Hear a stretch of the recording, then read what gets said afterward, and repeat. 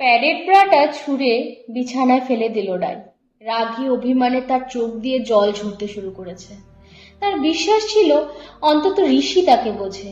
বাকি 5 জনের চোখের থেকে ঋষির চোখ হয়তো আলাদা ছিল।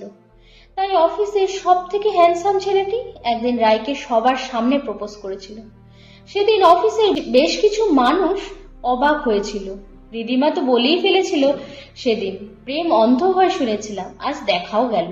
না, রায়ের তেমন কোনো সমস্যা ছিল না, শুধুমাত্র তার স্তন অপুষ্ট ছিল। এই কথা তেতো হলেও সত্যি যে বেশিরভাগ মানুষের কাছে মেয়েদের স্তন হলো আকর্ষণীয় বস্তু। শুধু ছেলে নয়, একজন মেয়ে হয়েও অন্য মেয়েকে এই নিয়ে অনেক তামাশা করা হয়। রায়ের ক্ষেত্রেও তাই হয়েছে। কলেজে বহু বান্ধবীদের থেকে শুনতে হয়েছে, বাচ্চা হলে কি খাওয়াবি। কিছু কিছু দরদি বান্ধবী রায়ের জন্মদিনে